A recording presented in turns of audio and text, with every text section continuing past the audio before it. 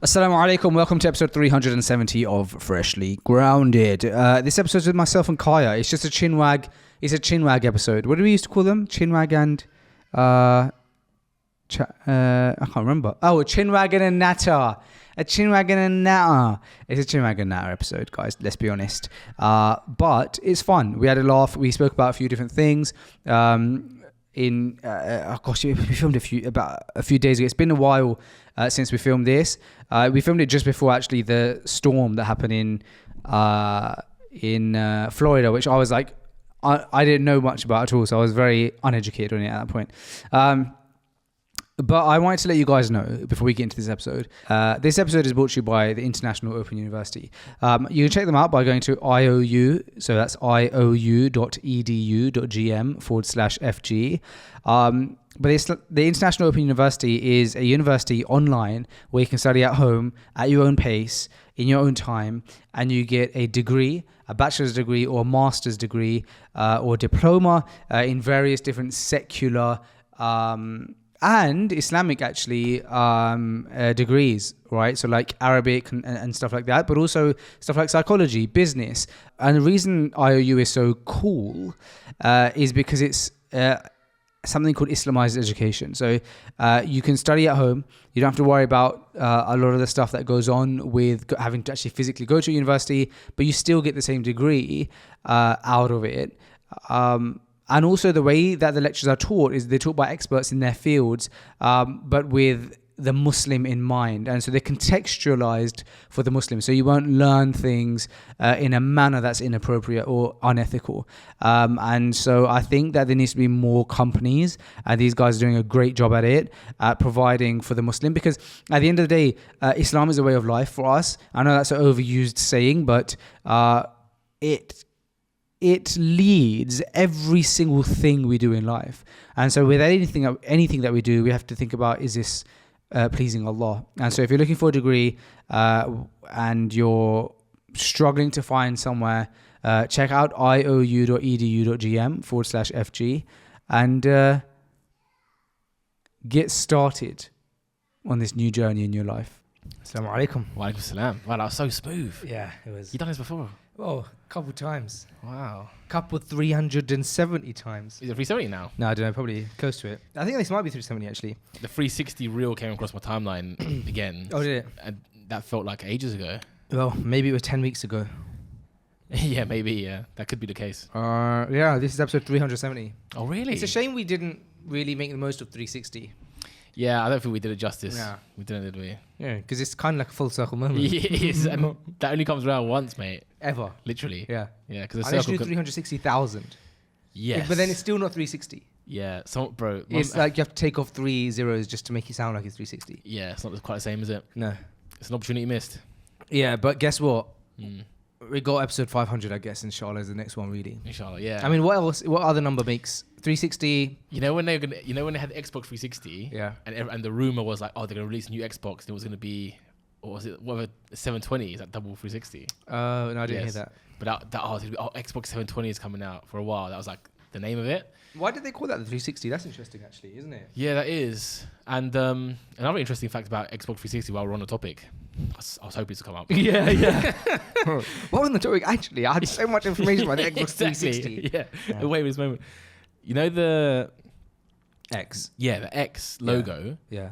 Apparently, the guy who designed that X thing, he did it because he was a person who invented modern sourdough bread.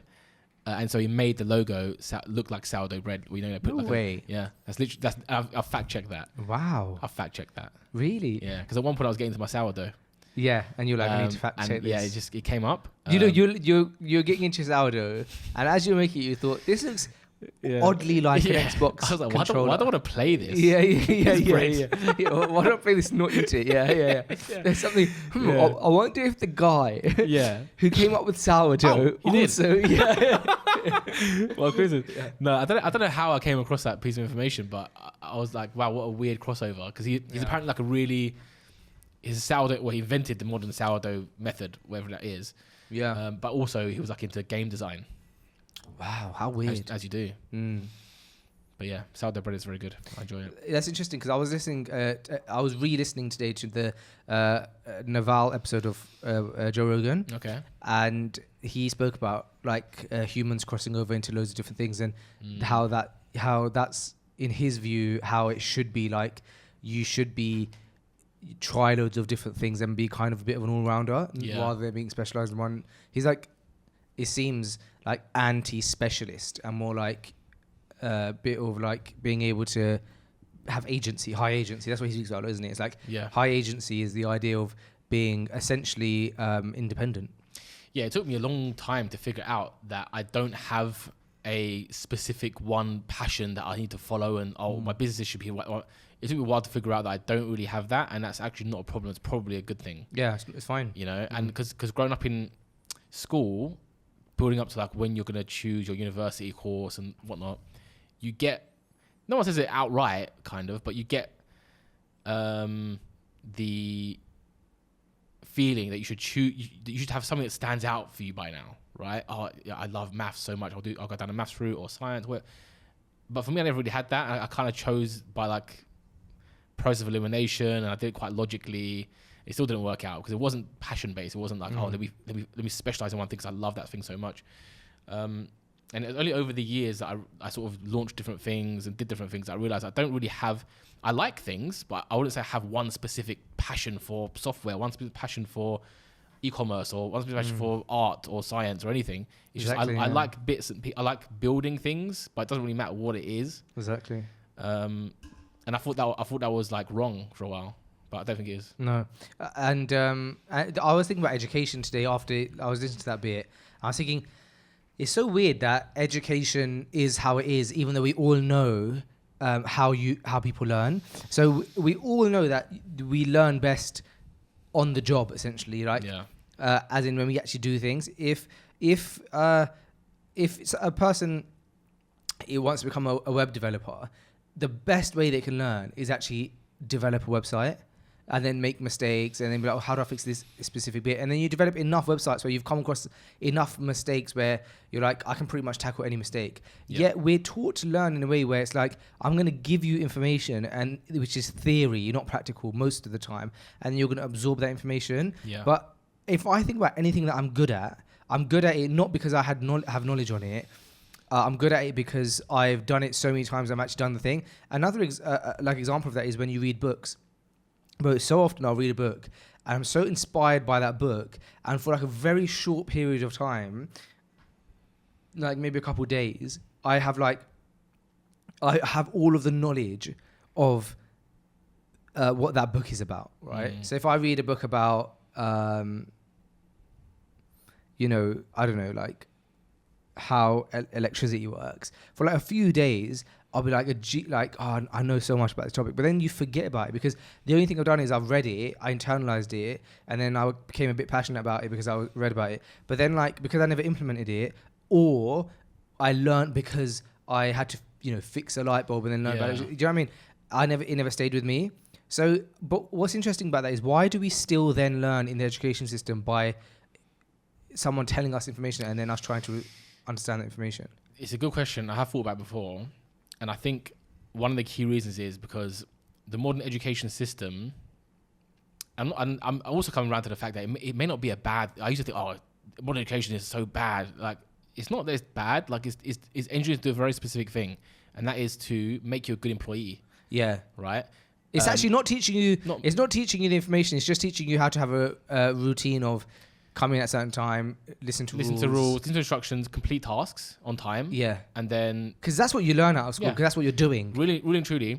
And that's kind of so my argument used to be against school. It was like, they're teaching you stuff that is outdated by the time you finish graduation, right?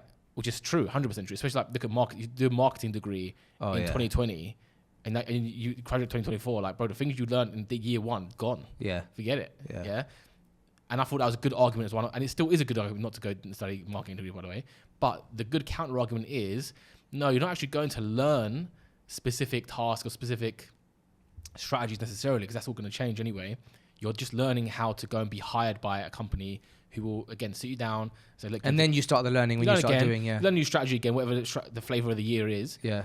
but you can implement that sort of, methodologies that you learned or the discipline you learned. Yeah, you do learn some methodologies. You're right. That Frameworks. You learn frameworks and concepts and language and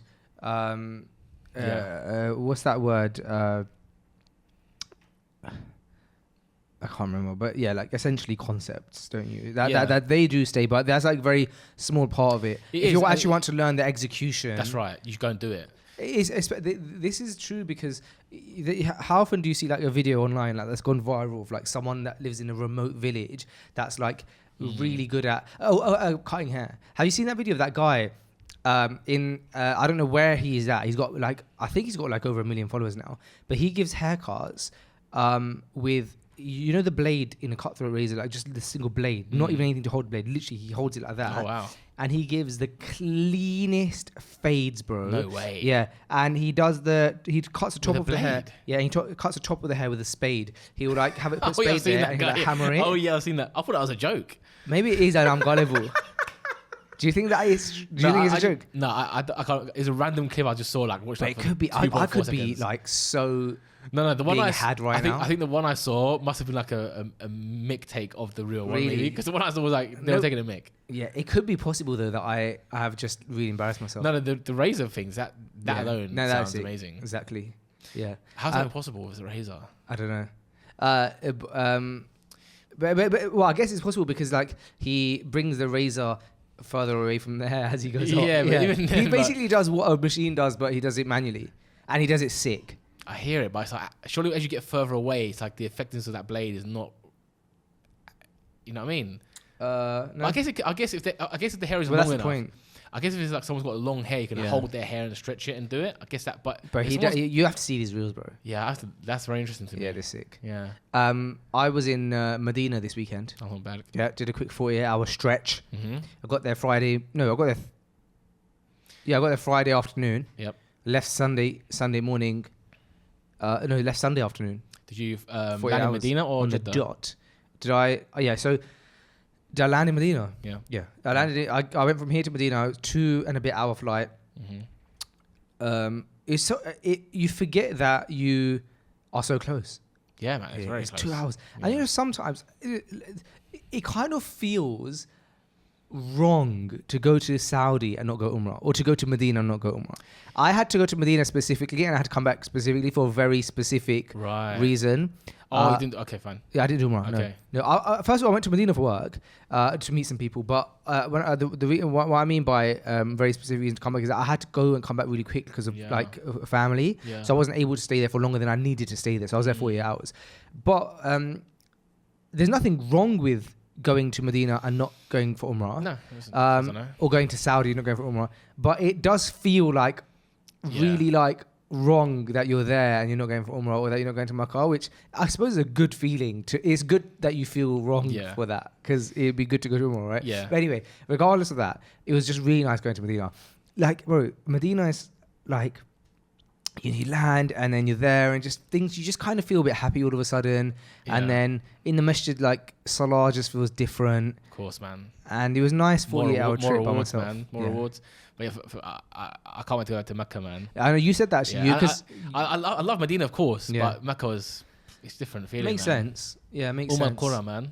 Yeah, it's true. But for some reason, majority hear people being like Medina is like just heart is there. And I also feel like a bit of guilt and like, why don't I did feel it, of course, I loved it, like definitely like amazing. I did get that feeling, but everyone was saying to me that they feel closer to Medina. Yeah. But for me, I don't feel that, and I don't know. I haven't really met anyone else who's agreed with me yet, so I'm kind of like, why haven't I met anyone else? But yeah, for me, the feeling you have. But in Mecca is just also, it could have been like the time you went. I think that makes a big difference. When I went in Ramadan, you were shoulder to shoulder everywhere, bro. So was I. So was I. Yeah, I couldn't even get into the out. I could get in, but I was. Yeah, it was. Everyone was praying like right up to the gate, up to the hotels. There you go, bro. Like where I just went now, it was really quiet. Oh really? Yeah. Oh, really? Yeah, because it's not peak time right now. But when did I go? I didn't really. It's go like at peak time. People at school. No, for some reason when I was there last, what around what month did you go? February. February is quite a busy time. Yeah, especially back then, because it would have been like a month before Ramadan. Yeah. So it's like people are getting in. But and it stuff like that. wasn't a school. It wasn't a school holiday. That's what I'm saying to you. There's a few holidays in February. It wasn't one. We specifically booked it. It wasn't a school holiday, and yet it was absolutely rammed. Yeah. People do try and go like before it gets hot though. Yeah. So they start thinking about it around February. Like that doesn't surprise me. When I went this time, it was really quiet. Okay. It was really nice. Just like there was a level of calm. I got to meet some brothers, and one thing that's interesting is that you've had this experience a few times actually in the last few weeks. You've told me. And so let's talk about this rash. No, joking. No, you've had this experience the last few weeks that and I had it when I was with you, which is, you know, when you do the podcast, you know, if you're listening to this podcast or watching it on YouTube, we're in a really small room. Are you breaking the fourth rule? I am breaking the fourth rule. Yeah, I might even look directly in the camera. We're in a really small room with a great internet connection and great lighting. I'll come back. Yeah. And you know, we film in this room, and then I edit the podcast in this room. And I spend 93% of my life in this room. I calculated it once. Okay. And then, so you're not really connected to things that go on outside. Like when I upload this podcast, I've never internalized, you know, we say often like we're about to hit 20 million views on Freshly Guided, 20 million views and streams, right? You never really think about how big of a number that is. And because, you know, you upload, even when we upload episodes, like some of our episodes get 1,000 views on YouTube and stuff. So you just think, okay, it's just like, if anything, a badly performing podcast, right? But then when you actually like zoom out and you see like the numbers on a macro level, you don't get to realize that. But I think that's good. That's good because otherwise you would get like, maybe you'd start thinking big of the numbers. So it's good that you're not like always out and about in a place where you're just getting compliments and however, when you do go out sometimes in particular places and then you do get appreciation for the podcast, it does make you think, oh my gosh, like that thing that we do from that small room actually goes out to the world. Yeah. And 1,000 people, obviously in internet numbers is nothing. Yeah. But obviously not nothing. But 1,000 people is a lot of people. Yeah. If you get 1,000 people in one place, that's a very large crowd of people. Yeah. And you do kind of forget that. Like we've had some videos have like millions of views and you don't consider that what that means. Yeah. So anyway, I was the point of that is that I was in Medina and every day I'd have like numerous people be like, oh, like, I really like the podcast. Really? Well, it was always people from the West, obviously. Yeah. But I remember there's some guys from the UK, there's some guys from America, one guy's from Minnesota. People like that, like, and it just makes you feel. And I always said I was at the startup that I had at that point when the guy from Minnesota said hi. And I said to him, you know, I used to feel really uncomfortable when people used to come up to me and say, like, what's your stuff? Because basically the history of it is that I started YouTube maybe like 10, 12 years ago. And at the time, YouTube was, the YouTube Muslim scene was very small and UK was also dominating. Right? Yeah. So it was like the UK Muslim YouTube scene was like the scene, right? You'd see like, at the time that I was making videos, it was like, Dawa Man, Ali Dawa, they were like the big ones on the YouTube scene. And then it was like, there wasn't really there wasn't much, man. No, yeah, there wasn't much. There really wasn't much. Yeah. And so that was the time that I started. And so you didn't have to do much to like, kind of like, at least in the very small Muslim community, get to a point, like I very quickly got to a point where any mosque I would go to in the UK, watch your vlogs and stuff like that. And there was always a part of me that felt really uncomfortable with it. There's a part of me that loved it. There's probably like the evil part of me. I was like, oh yeah, that's someone watching your vlog. But actually, like deep down, there's a part of me that was like really like, that's not good, right? Like I actually have, I was this young, scrawny kid who knew nothing. And it was not good that like people was recognizing me like in Muslim based areas. And it would make me feel happy in a weird way, right? And then I switched to FG and then stopped doing like stuff on my personal YouTube. Then, bro, when people would stop and say, I love FG, that would always make me feel really great about myself. Because when people say they love FG, they're not saying they love you as a host. If anything, I get criticized the most as a host, right? The most as a host. Yeah. But when people say they love FG, it's because they love the product that you're putting out and they love the guests and the conversation, and that feels much cleaner. And you're like, oh man. Then what it feels like someone saying is, hey, I appreciate your work. Yeah, that feels nice because you work so hard at your work, don't you? Yeah. But you've had it a few times this last Yeah, week. I'll get to that in a second. Tell everyone how big freshly grounded is, bro. What happened is, but before I do that, I want to push back because I know people will listen to that and say, yeah, that's true, but your personality is what makes FG a nice product. Yeah, and I don't want to take too much to your face to big you up too much to your face, but you bring a lot of like what FG is. So I think. Thanks, yeah, man. I'm trying to compliment you. It's not coming out very nice. Yeah. No, it is. It is. I Your appreciate that. Thank you so personality- much. Yeah. No, so but you're right. It does the wrapper of FG. It means it's not just you. There's a whole product and brand there. Yeah. So I totally get it, but I don't want you to minimize your input, your Yeah, appreciate that, thing in man. there. But yeah, it happened twice. I forgot to tell you. This brother, Alon Berik, is in one of the malls that we frequent. The first time, I was going up the escalator and he was coming down the escalator, and I was daydreaming as I usually do. I had a coffee and I was daydreaming, thinking about what I was thinking about. And he was like, "Oh, Kaya," and I looked at him and I must have had like a weird look on my face because I wasn't expecting it, and it doesn't happen to me very often at all. This is like the second time in my life, I think, right? And he was like, "Oh, Kaya, freshly grounded." I paused and he said freshly grounded, and it's like, you know those memes where like someone's going up the escalator and the other person's coming down. Oh no! And like they tap the shoulder or something like that. Yeah. So I was like, what's happening? It was kind of like that because like every millisecond he was getting further away and I hadn't responded yet because I was like confused, and I realized when he said freshly grounded, I was like, oh. He's like, and I just said, "Assalamu alaikum." He's like, "Sam, how are you?" Alhamdulillah. Like very quick because like we're going away, and I thought that was it. But then 3 days ago, You looked in the back of your car. yeah. You were just trying to grab your I bag. was like, "Who's that in the bushes?" No, so his lovely brother, I love him, lovely brother. He again by chance because he works in like the next building over, so he's in there all the time, and I've been working there, and so he saw me again, and we went for a quick coffee, man. Oh, that's nice. Yeah, had a quick coffee. Lovely brother. Wow. Yeah, long time FG listener. Sick. Yeah, he loves the podcast, man. That's dope, man. Yeah, it's very nice. The first time it happened, it was a very weird feeling. Obviously, the second time I knew who he was, so it wasn't that weird. But I was daydreaming. I literally didn't understand why this person was talking to me. Like, I thought like he was telling, "Oh, my shoelace untied," something like that. And when he said FG, I realized he's recognizing me. And you also realised that you don't have shoelaces. Yeah, didn't have shoelaces, do I? So, no, it was nice, man, but nice. Definitely still weird. Yeah. Yeah. What coffee did you go for? Where did you go? Went to Friends Avenue. Okay. It's the only good coffee in there, to be honest. Is it? Yeah. That Illy Caf was okay, no? That is okay, but I think Friends Avenue is better. Yeah, I didn't like how they presented their coffee, actually. Yeah, their cups are a bit weird. They almost gave it in like a cocktail glass. Yeah, I wasn't Which a I fan. feel like is a weird way to I present felt coffee. very emasculated. Yeah. Oh, that They give it- mate. yeah, do you know what? They give it in a really feminine glass. Yeah, they do. They do. So, but I do like their takeaway cups. So next time I'm going to get a takeaway cup. It's a very Yeah. like nice cup, well-built cup. What do you get these days? Still get cortado, man. Is it? Yeah, but their cortados, the illy one's it's hit and miss. I feel like it's really difficult now to get, not now, but like it's difficult to get a good cortado because you ask sometimes for a cortado and they give you like, I've had times where I've asked for a cortado and I've got a latte. Yeah, same. What you need to yeah. Do you not know? Yeah. Flip there every over.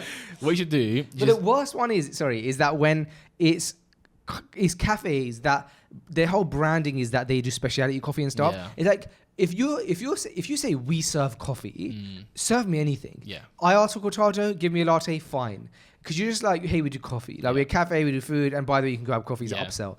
But if you're like, hey, specialty coffee, and it's like, and you have piccolo, you have cortado, like the kind of coffees that normal cafes don't have written down. Yeah. If you're gonna go to that level, you got to know. Gotta do it right. Yeah, it's but true. sometimes it's like they just hire any. The other thing I hate about coffee shops, while we're on the topic, is when coffee shops just use the standard brown takeaway cup. Oh yeah. I just think to myself, you didn't put any effort into that. Yeah. You got that on Alibaba. The barista. It sounds very snobby, but the barista is what makes or breaks a coffee. Yeah, my man's got to be. He's got to be in an apron. He's got to be a freak. Yeah, He's got to be an absolute coffee nerd. 100%. He's got to be. Otherwise, don't do it. Definitely an apron. That helps. Yep, apron. I think long hair helps in a man.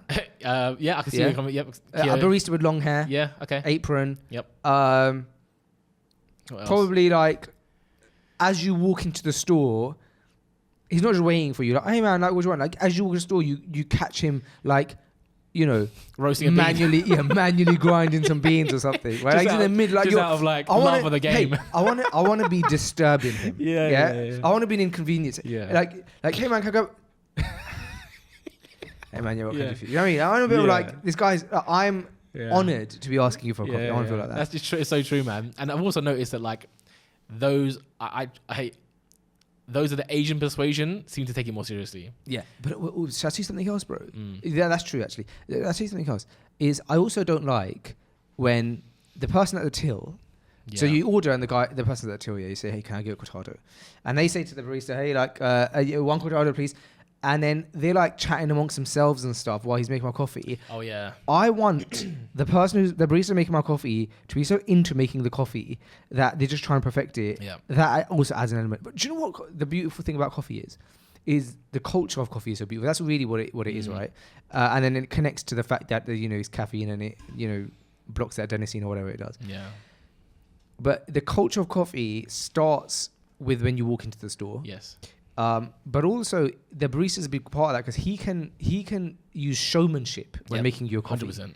Or he could just pour a bit of coffee. I went the other day, bro. I went to the hospital, and they had a cafe in there. And have you been to that hospital? No, you were at the other. No.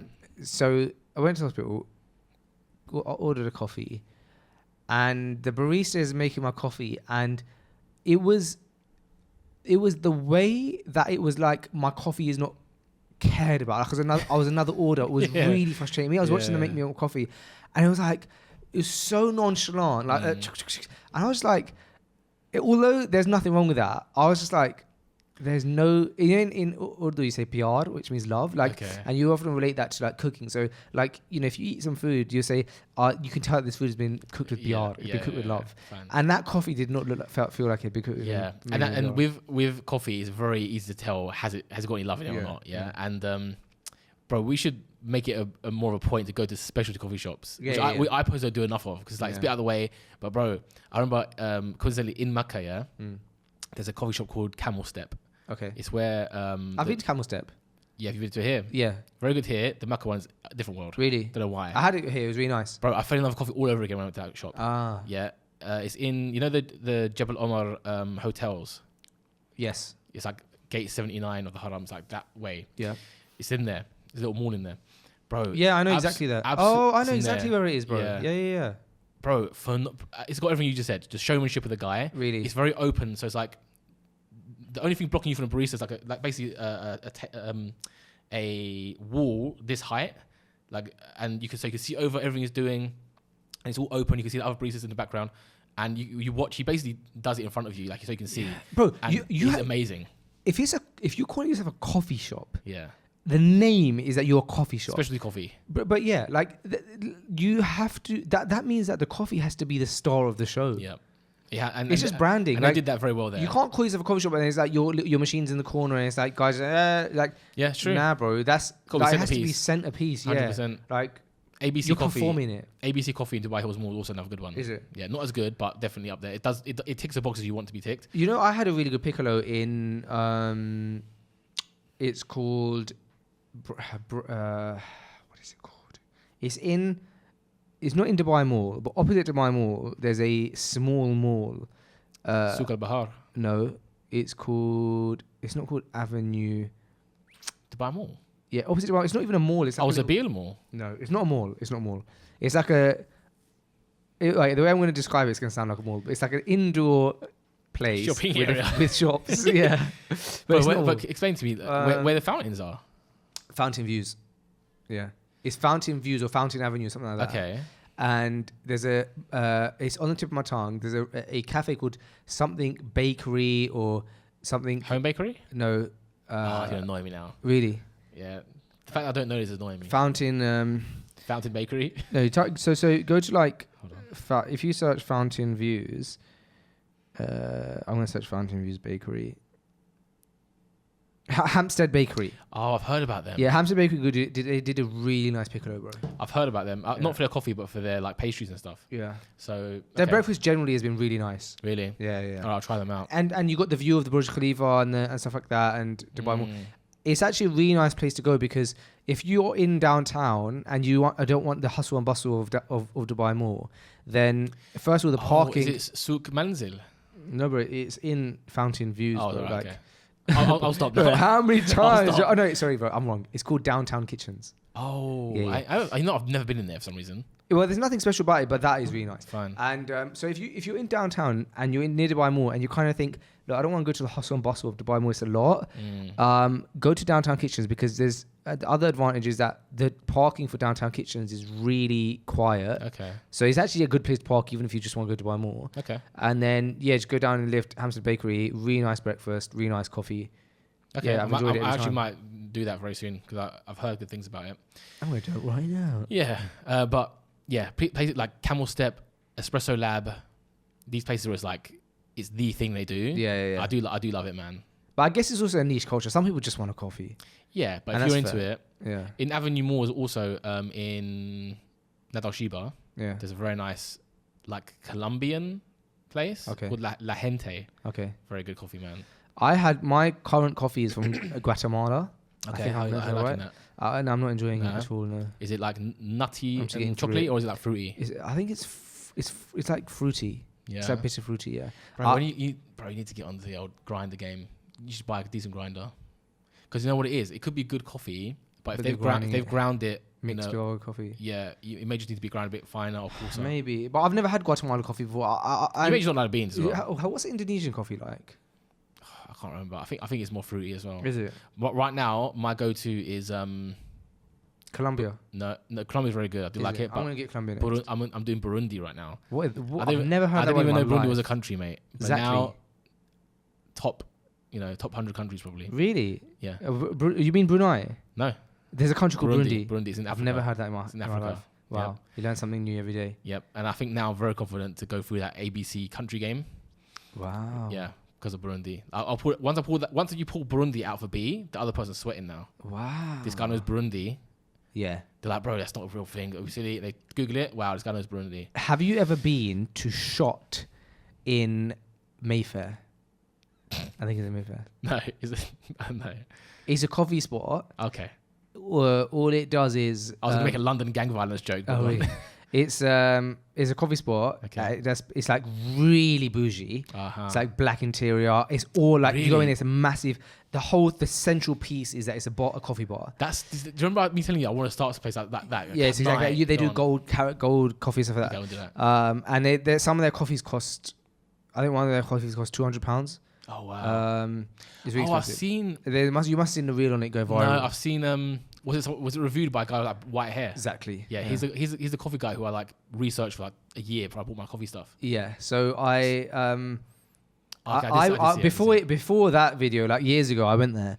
Okay. When I was still living in London, I went there to work for a day. Mm. I was like, I want to try out this coffee, and it was good coffee, and it is really bougie. Mm. I guess I don't really have an end to that story. Fair enough. I just realised halfway through. I'd like to go there because that vibe I would like. It's to really create. small though. Is it? Yeah. What I'd like is like I think it's in Mayfair, or if it's not in Mayfair, it's in.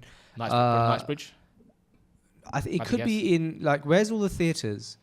I don't know, mate. Piccadilly. It could be in Piccadilly. No, Yeah. it's not there. I think it's in Mayfair. I don't know. I know shockingly not a lot about Central London, to be honest. You need to do the knowledge Yeah, test. I should. Yeah. I should do that next week. Yeah. But yeah, I would like to have if I was going to ever make a coffee shop brand, it would be that kind of like dark interior where the barista is like the main thing. That's kind of that's exactly what it is. Right. So you walk in, he knows you, he knows your order, how's the kids, and but it's like low key, not like bright and like. No, it's really dark. It's like in there, dark. It's like chilled vibes. You're describing Shot, Fine. I want and to see I'm offended on their behalf now. it. Yeah, me stealing their idea right underneath him. Yeah. Yeah. They do you want to read I called it a shot. So yeah. I'd call it Shots. Yeah. But bro, it must be israf charging that much for coffee, though, isn't it? You can't. I don't think Islamically you can do that, right? Right or wrong? This is mate. Can you charge You're asking the wrong surely person not. about that, but I personally wouldn't charge £200. I'm sure you can't. However, what maybe the counter argument would be, there are some coffee beans that really are just that rare, and it really does cost like £100 to source it and make it. And so maybe it's almost like asking, is it permissible to charge millions for a Bugatti? it's like, well, a lot of engineering went to it, a lot of these parts went to it. It's like it actually does cost a lot of money to make. Exactly. So Allah knows best, but yeah, you're definitely not asking the right person, mate. Yeah. I think you're confusing me for like one of the other FG guests. Yeah, the coffee. I've never had a coffee expert on, actually. Interesting. Oh, that'd be good, bro. You should get an espresso. You know, an espresso lab owner, espresso lab owner in. They got one in D3. Yeah. Another one on Al Cool's, I think. Yeah. You took me to the one in D3. Yes. Yeah. All the videos I've seen him in, Alham Barak is like saying Alhamdulillah, like mentioned. Do you know him? No, I don't. But like he's like, you know, let's get him on. Yeah, let's get him on because I can tell. What's his name? Like, if you're listening, jump on. Yeah. Let's talk about coffee. A whole podcast about, I'd love that. I'd love that. Yeah. Yeah, let's do it. You should do it. No, we should both do it. I can't do an episode about coffee and not have you on it. It's up to you, mate. But even if you do it, I want to listen to it. Let's try and get him on. Yeah. Yeah. And if we can swing like free lifetime coffee, then fair play. Yeah. Listen, guys, if you're listening to this and you know in any way, shape, or form how to access this man, let him know we want him on the pod. And look, if he wants a bit of social proof, we've only gone in the past had the founder, the CEO, the owner, the beginner of Philly Caf. Man like Rafi Philly, the guy who changed his last name to match his brand. Oh yeah. He's absolute legend. Yeah, okay. Legend of the actually, game. You can't say that's a joke. I'm sure he didn't change his actual last name. He did. Did he? Yeah, he told me. He said it on the podcast, I think. Yeah, he's absolute legend, bro. Fine. So maybe not though. Maybe I'm wrong. Maybe it's just a brand thing. Yeah, because like change your name is like you got to keep a family name, isn't it? Oh, okay, fine. Maybe he's just his brand name. I don't know. Yeah. But absolute legend. Had him on. So look, we're kind of acquainted with right him now of him pouring you a tea. Yeah. Look, have we had the guy who owns Philly pour us Philly tea on the pod? Maybe. We're not going to confirm or deny that. Yeah, we're not going to confirm or deny. But what we'll say is our next aim is to get the Espresso Lab guy to pour us a coffee. Pour us a coffee. Pour us a pour over. Yeah, live on Instagram. Yeah. Okay, I also, you know, a few years ago, you and I did a pod just like this in this very studio, and we were talking about how you were like, oh, bro. I was like, oh, bro, have you heard of this guy called Alex Hormozy? And you were like, yeah, bro, I really like his stuff. And then this was like 2 years ago, right? And so obviously now everyone knows who he is. And even then, like at that point, everyone probably knew. I'm not saying we were early. I'm just saying like we discovered him. No, we didn't. I was just the point I was making is that back when he was blowing up, like we were like, oh, like this guy blowing up, and he's like really cool. And you're like, yeah, like I'm like, you know, deep in his content and watching it and stuff. That was the last time I remember being like really intrigued by somebody and like benefiting a lot from what they were saying. Like, and then recently I've gone through that again with this guy called Rory Sutherland. Yeah, I know him so as well. He's not new. I'm just late to the party. He used to be CMO of British Airways. Yeah, and I did it. He's now he's I think he's CMO or head of marketing of like one of the biggest marketing agencies in the world. Right. Do you know what, bro? It's one of those cases of constantly for about 2 years seeing clips of him, his face on podcasts, and never really indulging in one of the episodes. Yeah. And then, like everyone's seen that famous clip where he's like, you know, Ferrari and what was that clip where he's like Ferrari and Rolls Royce or something like that. Rolls Royce realized that there's that famous. I think the most viral clip of him is one where it says, if you ever notice, Rolls Royce is never advertised on telly. They advertise in air shows, because if you're going shopping for a $5 million yacht, then all of a sudden a $1 million car is like pocket change. Yeah. So that was like he kind of good marketing. But bro, so I've seen that clip and other clips like that where he says stuff like, restaurants can charge a lot of money for psychologically, the heavier a wine bottle feels, the more people can charge for it, because like the psychological attachment to those kind of things, right? So I've seen that clips of him speak about this kind of stuff, but then somehow I actually watched an entire 2-hour podcast with him, and now I'm just trying to consume every podcast he's done. Really, bro, the guy is like a storyteller, bro. Yeah, he is. I just checked. I was confident that I sent you his content back in this year. I sent it in February. Did you? Yeah. And I just ignored it. I don't know. No. I think we discussed it, but I don't think you watched it. But it's interesting because back then I was going through the same thing where I was watching all his podcasts. I didn't watch that many. I watched like 2 or 3, but he's a great storyteller. He's very, very good, and he definitely leans on the psychological aspect of like why companies made that decision, and like the experience being. He's very behavioral psychology. Yeah, focused. he's big on the experience. Like, he was it him? Yeah, it was something. No, maybe not been him actually, but he talks a lot about how you can leave or give psychological cues to impact the way people view your brand, right? Even if you're not doing anything particularly different. Wow, you know what that just made me think about? It's made me think about the fact that Aisha radiallahu anha, if I'm not mistaken, when she would give a gift, she would spray perfume on it. Really? Because, bro, I just remembered that he mentioned in a podcast recently that packaging is really important for product. Right. Because a product without packaging is not a brand, it's a product. What makes it a brand is how you present it. Yes. And that just took me all the way back to look, bro, Islam is so perfect, bro, isn't it? It's like you're a legend in marketing in Rory Sutherland telling you this thing is so important. And it's like Aisha radiallahu anha used to do that from like this guy studied behavioral psychology to be like, if you're gonna give someone something, make the experience of them receiving it great. Yeah. And then Aisha radiallahu anha was like already doing that. Yeah. That comes up so often as well in weird conversations about not weird conversations but different stuff. So sometimes we're talking about I'll be listening to something about good communication skills, and they'll say repeating yourself twice or 3 times is a good way to get a message across and be heard. And we know in multiple hadith that the Prophet ﷺ would sometimes repeat himself or repeat a phrase or repeat something that he's saying. And it's like modern experts sort of quote unquote discover things. It's like, bro, we knew about that already. That already came in the past, like through narrations and stuff, and that comes up so often in different ways, unexpected ways. The other thing I find interesting about behavioral psychology right now, because I'm like deep in this like trenches of Rory Sutherland, is that a lot of the things that we go, oh no way, that makes a lot of sense. That's like amazing about behavioral psychology. Actually, it's just stripping everything, going back to first principles and also the basics, and also just to our intuition. Example. Do you know what's really funny is that I said example and then my brain went completely empty, bro. Okay, no, I'll give you an example. So basically, last podcast I had this guy on, and Mansoor, he basically said that body language makes up for something like 70% or no, 93% of your communication is body language, right? And that's one, and I didn't know that stat yet.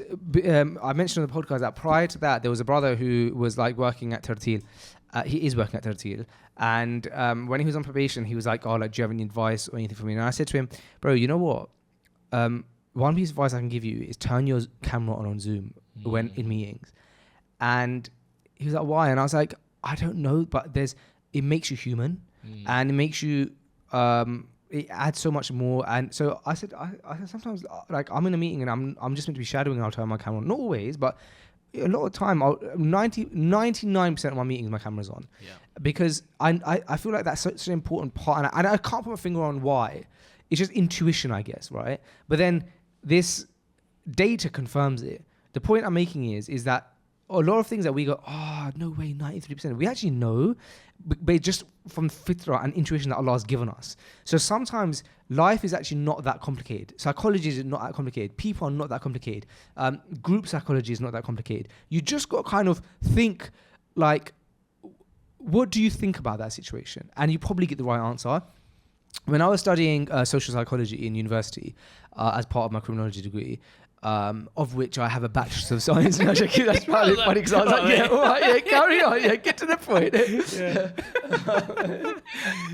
When I was studying social psychology, we were studying like loads of different concepts. One of them was obviously the bystander effect, right? Which is like, if I'm not mistaken, when somebody is, from my educational roots, from my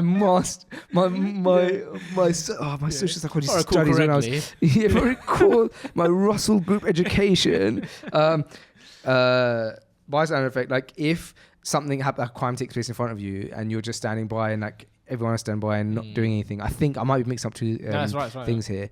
And you wouldn't do anything. Yeah. But also, kind of intuition tells you that.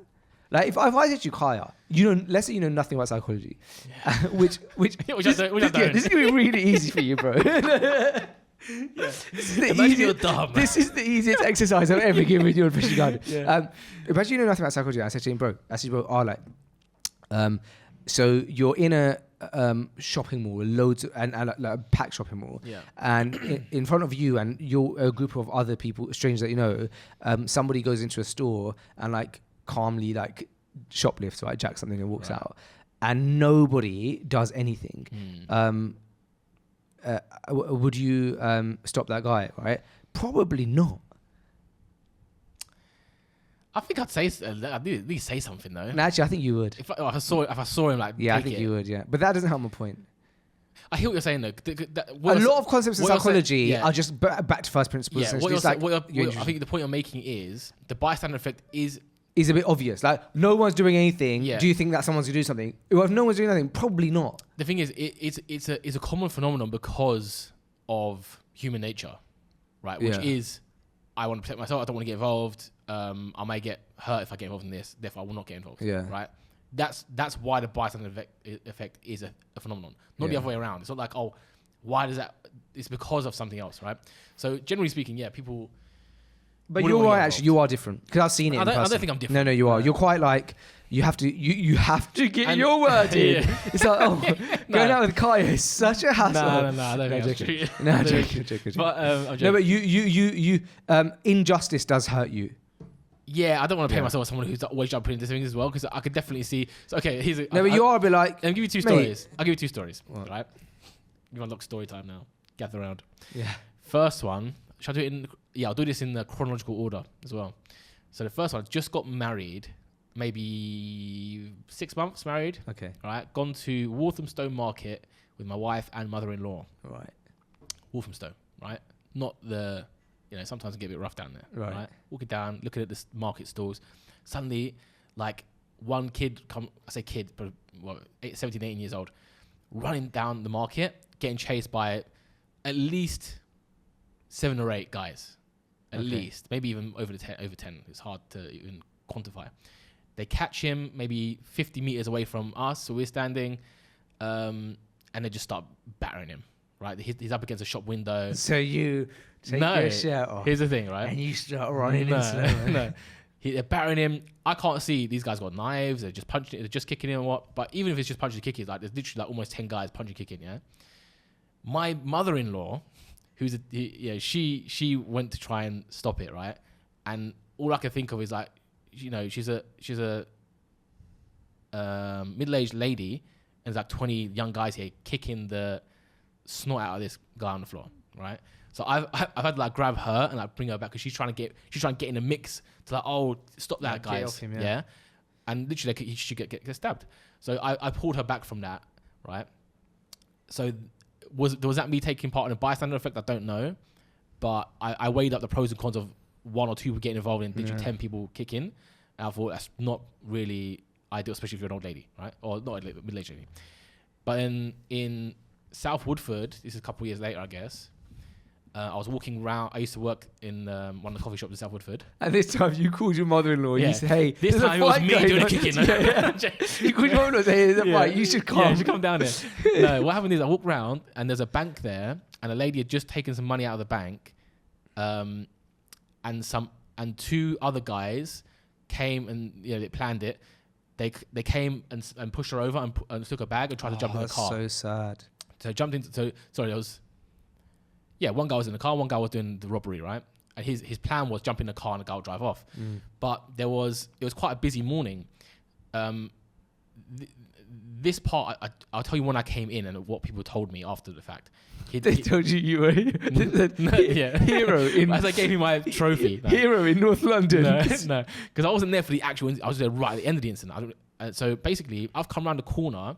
All I can see is someone desperately trying to get into a car, but being held back by 2 other men to not get in, and the getaway driver sort of stuttering and stopping, thinking should he go or not, and eventually the getaway driver drove off, and I'm just watching this like, as I've turned the corner, and then these 2 guys have grappled this man to the floor, and the driver's gone now. They've got a bag off him. Woman's crying on the floor somewhere over there, but this guy's struggling, and obviously he doesn't want to get caught. So there's like, I ended up being one of like 4 guys who helped hold him down basically.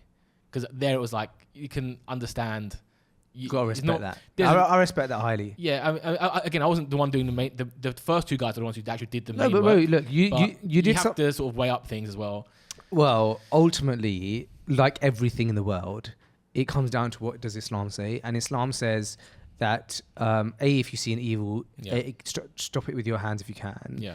And so that's great and commendable of you. And then the second thing is that with Islam is that if you're protecting, you're helping others, like, and also like even for yourself, you're protecting your own property or your own family and stuff like that. That's another thing where it's like, you're shaheed if you die doing that, right? So, that's just jogged my memory of when I was young. I wasn't so young, but I was maybe like 11 or 12. Yeah, I remember there was like a little commotion outside the house, and it was like just two guys like really shouting and stuff. And basically, what it turned out was this older brother was just battering his younger brother, right? Like, as in they were both like teens though, like maybe 17 and 19 or whatever. But I think one of them had Those are teens. Yeah, 17, 19. Yeah, it's teens. And then I think like maybe one of them, I can't remember. Maybe you could say that like, he caught the other one maybe smoking or something. I don't know. And my mum ran out of the house and she pulled them apart from each other. I was looking out the window like so scared, like this 11-year-old, like what? And she pulled them away from each other. And I was like, what do you think you're doing? That's your brother. And my mum didn't know them, but like she got the story like very quickly. And literally by the end of it, they're like, auntie, like we're sorry, blah blah blah. Like, and she's like, and so she like split this fight up with two like grown men. And seeing that when I was young made me realize that like it made really obviously like so much like I was trying to make sense of it at the time, but it did kind of make me realize that my mum's a G. Yeah, that's the like, story. Mum, like, she did the right. I don't know whether she did the right thing or one thing else. She put herself in danger, which is probably not great. But like, in the sense that like she has a heart and a thing. Like, I think it's important to have like a kind of a moral compass that's like stronger than your fears, I guess. I'm not saying she did the right thing or the wrong thing. I don't know. I guess at the time, because of the result, she did the right thing. Yeah. Because of what happened. But in hindsight, probably it was like not a good idea because it could have turned out a lot worse. But what it taught me about my mum is that what's right is important to her, and her moral. I actually always known this about my mum is that like she has got a really great moral compass. Yeah, she's like, I always tell the story on the podcast about how like we grew up like not like my mum was like very lenient in so many things. Like she was a really chill mom. She's like our best friend. And like talked about anything, but then she was strict on things that other people's mums weren't strict on, and like vice versa. So, but I feel like she was strict on the correct things, and she was soft on the correct things as well. So, but obviously this is bias, but she was like, I always tell the story about how we were never allowed to say shut up to each other, and about how like even now we're siblings, we're like 30 years old, we still cannot muster up the words shut up to each other, and we were never allowed to roll our eyes. Rolling your eyes is like the worst thing you could do, right? And the great thing about that is that actually now I see the benefit of those things, because it's how rude when you talk to someone and like, I mean, it doesn't ever happen to me, but I can imagine the rudeness of it, right? Or even someone saying shut up, it's such a nice word. It is a nice word. And so, then you pass them on to your kids, don't you? So like my kids, my wife told me the other day that my son was like playing with his toys, and he was like, he called one of like his toys like stupid or something, and she was like, what did you say? He was like, don't tell dad. So like he knows that's like the wrong thing to say. Then you come down and say, what? Don't tell dad what? yeah. Did someone say the S word in my house? Top rope. But it's important to me as well that like things that perhaps maybe, I'm not saying everyone else was allowed to. Obviously, I'm sure everybody grew up in a place where that's not a good thing to say. But I think like my mom did put a lot of emphasis on things that perhaps sometimes was the reverse of like what was like really important in other people's houses, I guess. Yeah. I mean, I guess now we move on to like that's.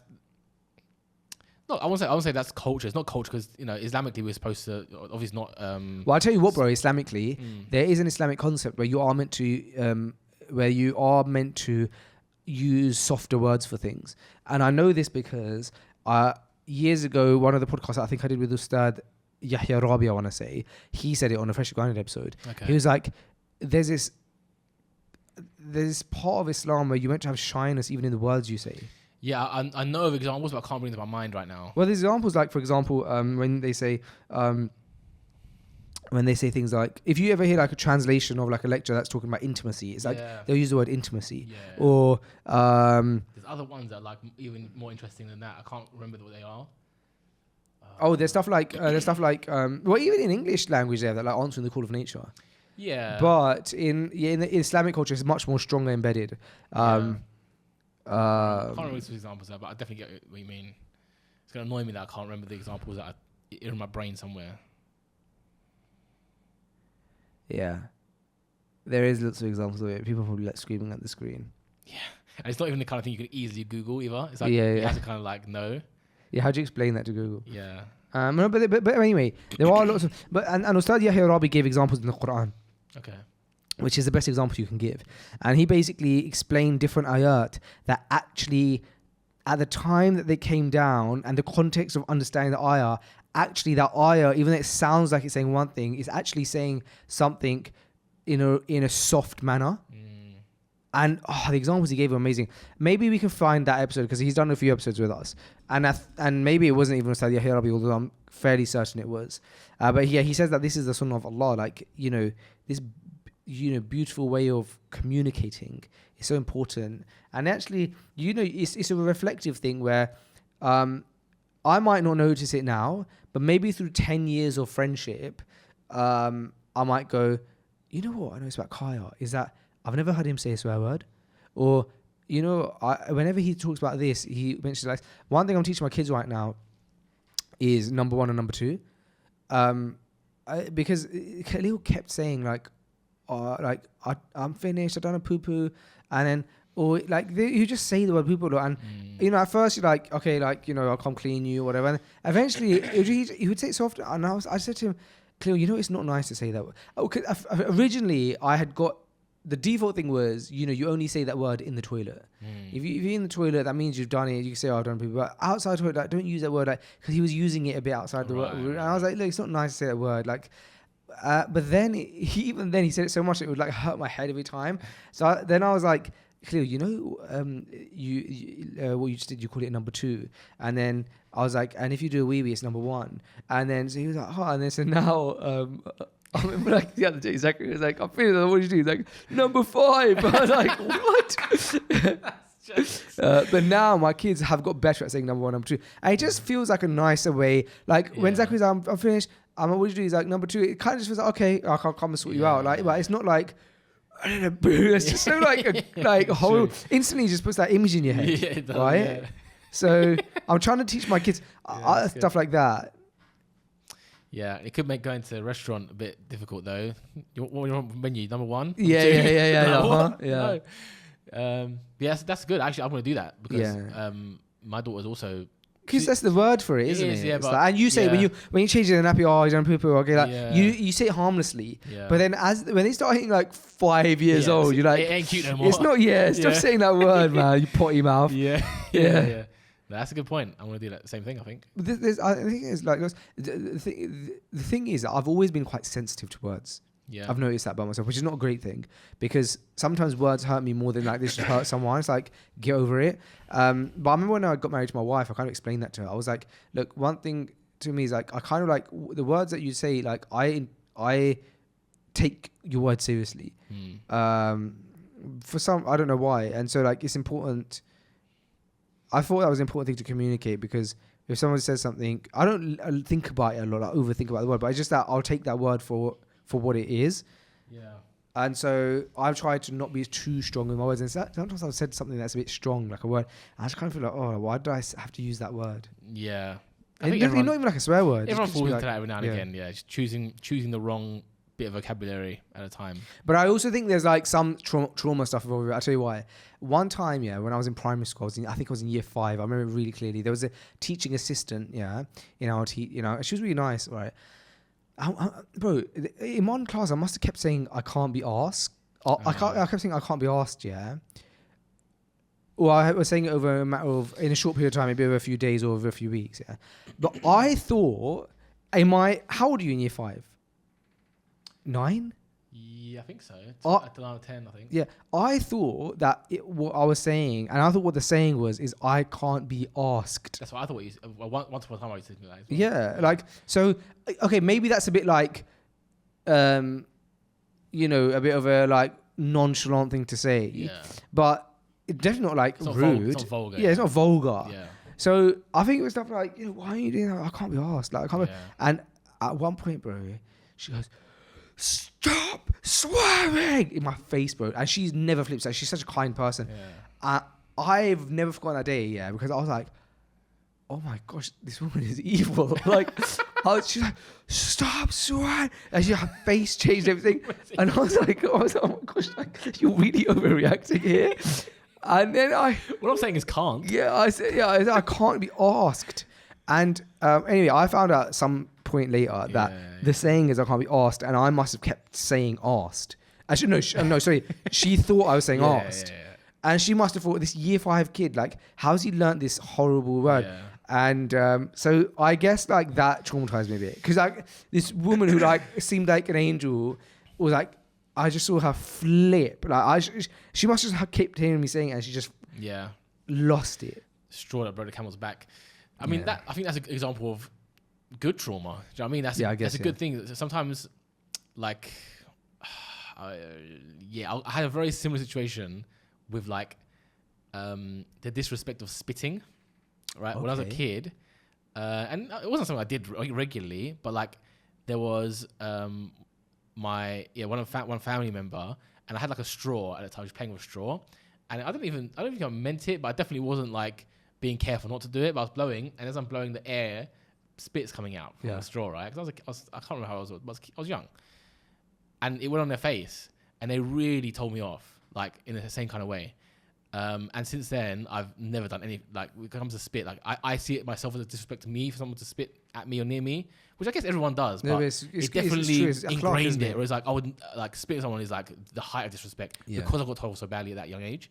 So, and I think it's a good thing. I think, like, kids should be taught that.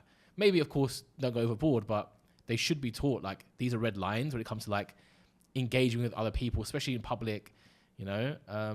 And if it needs a little bit of trauma to get them over the line, then so be it, man. Yeah. You know what I mean? Yeah. Maybe I'm wrong saying that. No, but you're right. That's a good point as well, because the spitting thing is it's exactly the same. Like it's in the exact same category as like saying shut up and just being a bit rude. Yeah. Spitting is one of those things. It's like it's a bit worse. It is actually a bit. Yeah, it is, and it is a bit like. And I've probably been guilty of that. But it's actually just not polite or anything. No. I think generally akhlaq, like. It makes you realize how important the parent's job is, because akhlaq you really do learn it at home first, and as parents we have a responsibility. Those little things, they actually make a big impact, and right now our children are sponges, and they're not always going to be, and so you have to get those things in them early. Like, you know, if somebody walks in, you say Assalamu alaikum. If, you know, an elder is, you know, you see an elder with bags, like you grab the bags and you run as fast as you can. You know what I mean? Like, you just like be polite and think, because there's only because then it actually does impact them for life. But I'm living proof. I'm 30 years old, and the things that my mum taught me, I just have not forgotten. Like all those little akhlaq things. I have not forgotten them. Alhamdulillah. Yeah. May you never forget them. I mean. But yeah, man. I think I need to do better. I mean, with my daughter, we definitely had this era with her where it's like she's shy. Right, she's like 2-3 years old. She's a young shy girl. So like, someone would say hello to her or assalamu alaikum to her, and we'd like encourage her to say hello, say assalamu alaikum, wa alaikum salam. Because she was like young and shy, we wouldn't push her too much. But I now regret that, because now she's in if someone else doesn't know, she'll be in quote unquote shy mode. That's normal though. Yeah, but now my kids still do that. Yeah, but now it's now becoming rude now, because it's like no, you're not a baby 5 years old. Bro, like, today I went to pick up Hashim, our editor, and I had the kids because I picked one from school. So I was like, guys, I'm just going to go pick up Hashim and bring him to the house. And Zachary in the car was like, okay, but I don't want to say hi to Uncle Hashim. Like, so I was like, all right, fine. I could have been like, no, you have to say something. So I think to some extent, I'm still not going like mad overboard with it, but I'm definitely trying to make it. So like, for example, starting new school, leaving a classroom, the teacher's still in the class, like saying bye to her, whatever. So I'm like, oh, say assalamu alaikum to the teacher, but she like won't say it. Like she'll go become shy at that moment. So I'm trying to not go overboard with it, but I'm trying to like push back on that more. You know, she's probably shy because you're there. Yeah, I know. But my point being, that is like a rudeness red line where it's like, doesn't matter who's there, who's not there. If your teacher or elder, anybody says hello, because she also does it with like her school, like we went to the mall the other day and she saw one of her school friends at the mall, and her friend, again, probably because I was there, her friend waved at her, but she only told me after the fact, and she basically ignored her friend in the mall, yeah? And I was like, right, that's mad rude. Like, obviously you're a baby, I get it, but it's like, I don't want that to be something that is ingrained. I'd rather go the other way, where it's like a bit like harsh to establish that, and it's like, okay, someone says hello to me or waves at me, says assalamu alaikum to me, of course I'm going to respond. That's one thing I want to sort of get right. You know what? Another great guest on this podcast would be a parenting specialist. Yeah. Actually, You're oh welcome. my gosh, I've just had. I've just had a little taste of that. Yeah. Can you give more information? No, that would be good, actually. Kids do get shy though. They do. In front of their parents. I'm not going mad overboard with it, but it's definitely at the forefront of my mind that I don't want that to be an established norm for her. Exactly. It's like, because the shyness thing can become like a crutch. It's like, I don't have to say anything. I can just say I'm shy. But Exactly. It's like, no, like it's not really actually not like every year you get older, it's not shy and cute anymore. It's like you're just like ignoring people. Exactly. So yeah, it's something that's on the forefront of my mind. But No. may Allah give our children good akhlaq and us as well. I mean, Yeah, man. anything else going on? I've been following this hurricane. I didn't know about it, bro. We've got an influencer at Tortil who I was going to give him a brief today. Okay. Apparently wrong. He's in Florida, right? Oh, wow. So I talk about wrong time, wrong place. Like, okay, like they're going through like a madness, and I'm like, hey man, like, sorry, I need to get this brief to you about like this influencer campaign that I'm running.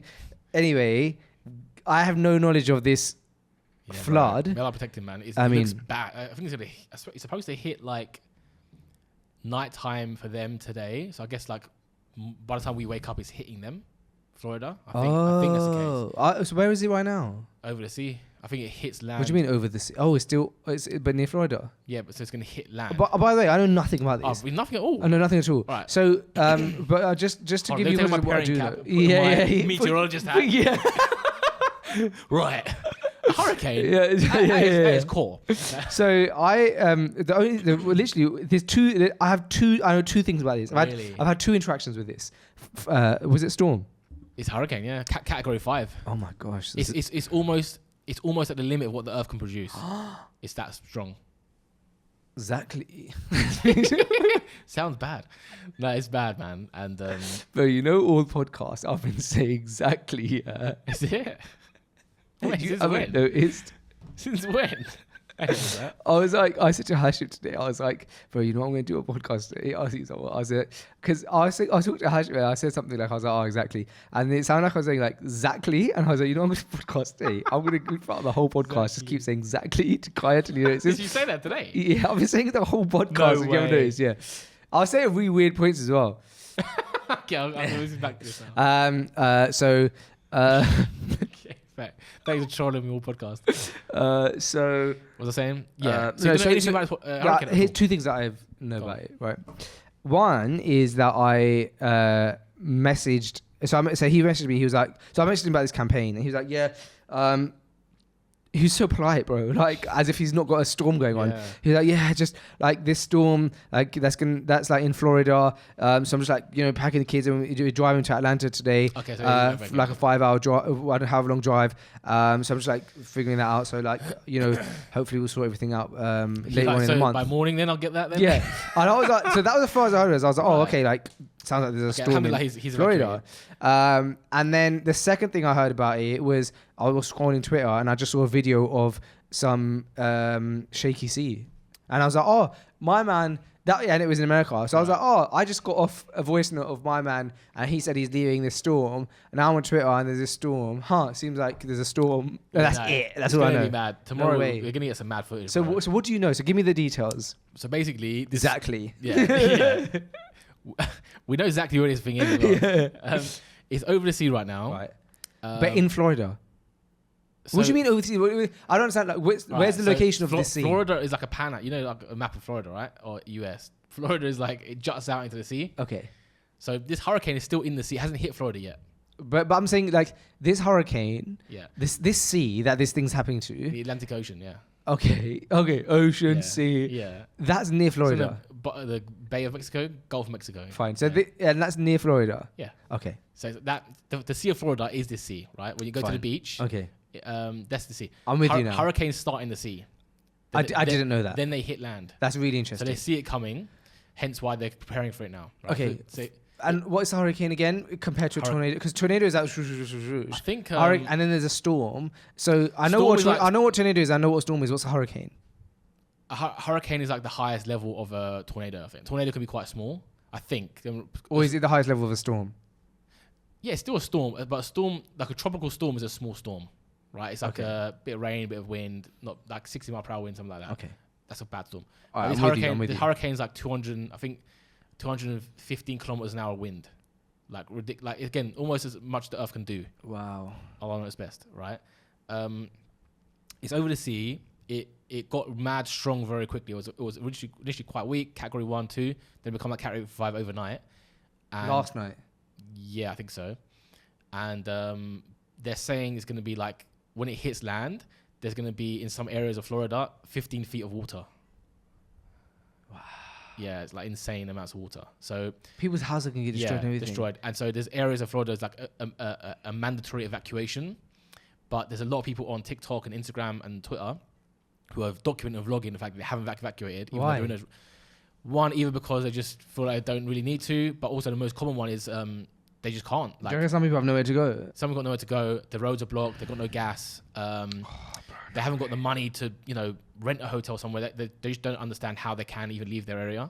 Or, like, for example, like there was one mum who's got like 4 kids, and she's like, my car isn't even big enough to put us all in the car to like drive somewhere with any bags. Oh my gosh, look, bro, it's number 1 trending around the world. How did I not know about this? It's crazy. I've literally spent my whole day on the internet. Yeah, but if you get into certain bubbles or you're not in certain bubbles, you can miss things. But yeah, I've been following closely all day, and it's insane, bro. Like, this could be like the worst storm for like a long, long time. So look at this. Some guy goes, so if a plane ticket costs $1,200 to fly from Florida to someplace else in America, but then jumps to $3,000 because a hurricane is coming, that should be criminal. No company should ever be allowed to price gouge dreams loss. Also, bro, like, I don't want to go on a flight during a hurricane, though. They're all right now because the hurricane hasn't hit yet. Right, that's still going to be a shaky flight. Yeah, but it's still like, I'm seeing videos of people like today. It's like a nice sunny day. It's fine now. Some areas got a little bit of rain and stuff, but it's calm now. It's just the fact that I've seen that. Look, there's that. Look how calm that is. Yeah, you'll see people vlogging like, I'm boarding up my windows now. We're all upstairs in the attic and da-da-da-da. So people. Bro, how interesting is this? Animals have come out. Yeah. And are like doing weird things, like just all standing in a line and stuff. That's mad. I didn't see that. But do you know what? I think there's something. I don't want to speak out of line here, which is famously what somebody says before they speak out of line. But I do think there's something Islamic with like this, because again, it might be a study I spoke to. I don't want to. I don't know, but there could be something in the fact that the animals are acting weird. The animals are not humans.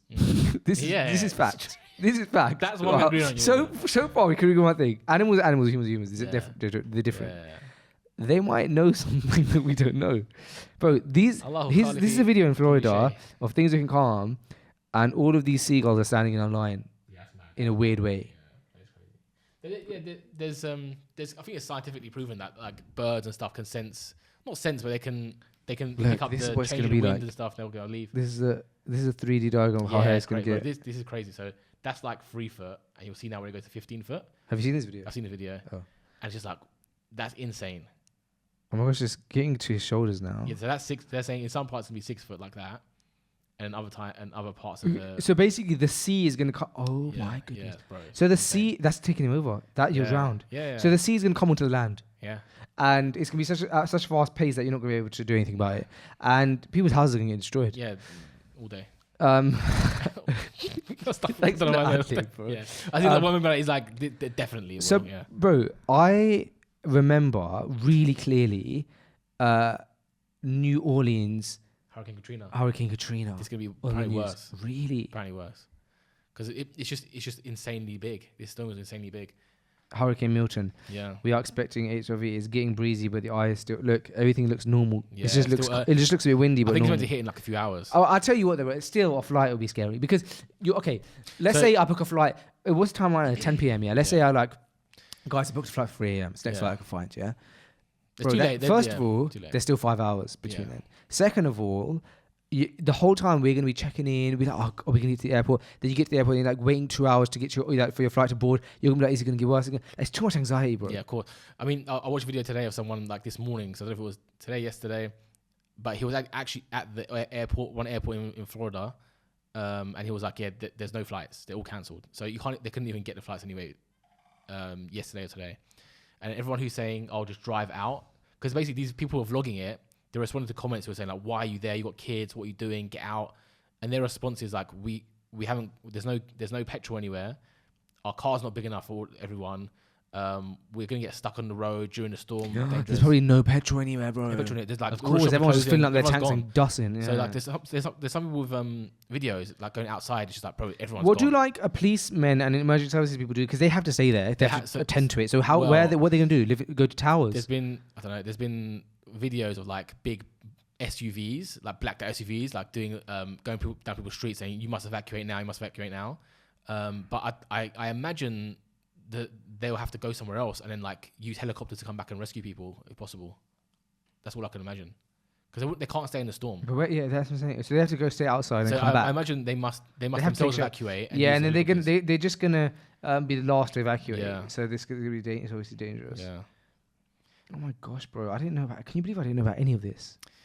Me. No, you do, mate. Faisal Chowdhury. You might. Yeah, You know I've got a degree. yeah, what was it? Sociopathy. I've got a degree in criminology, bro. Criminology, that's it. I'm always like a proper a tornado, bro. Violent tornado in Hendry County, Florida, earlier today. That is a proper tornado. Let me Sorry, see. Yeah, that's mad. But this storm was coming like insanely bigger. bro. than That is really. insanely bigger than that. Oh man, that is. It's insane. really bro. scary. It is scary, and it also goes to show, bro. Like, we hear about America's like the superpower of the world, and like, but bro, if Allah just sends No one's free from the hurricane, qadr of Allah, bro. Yeah. yeah, Allah can easily send a hurricane stronger than this, and Anyway, yeah. anywhere that he wants, and yeah, man, it reminds you of the power of Allah. Wow, these videos are. Oh my gosh, these cars are just absolutely. Look at this video, bro. There's a tornado, and these cars just speeding out of there, away from the tornado. Bro, that's. Bro, I used to watch this all the time. Do you know what's so scary, bro? Storm Is that chasers. if we were in that, may Allah protect us, I mean,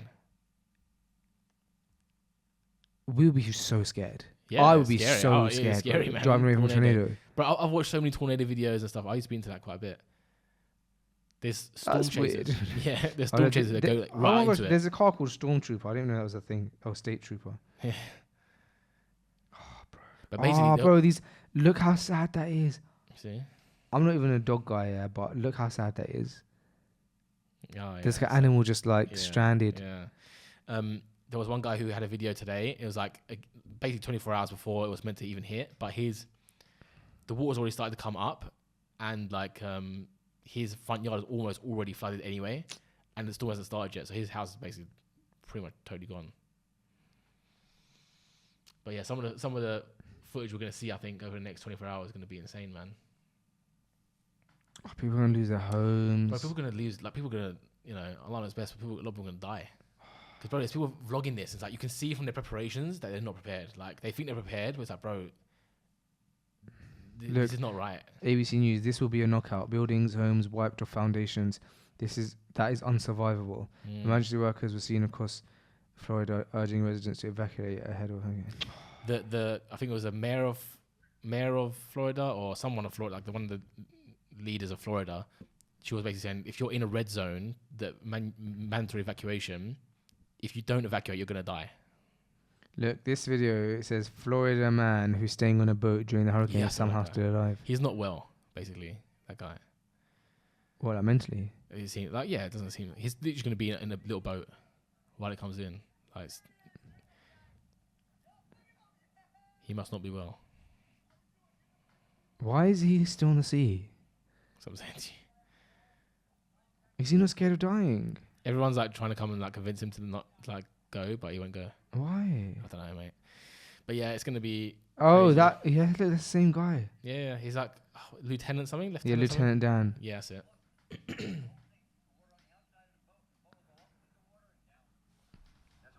Can we please get you into a hotel? No. Everybody's been asking, man. We gotta get you off this thing. Listen, the only way I'm going to go to a motel room is if a woman invites me and she's going to stay. Oh my gosh, is this Yeah, that is ridiculous. This goes back to what What you were saying. I was going to say earlier. And The other thing is that basically when you get taken to a hotel and he's like, the only way I'm going to a motel, his standards are so low. yeah, Oh gosh, good way to ruin an episode. But this is sad and scary. it is, man. And yeah, it's going to get worse, unfortunately.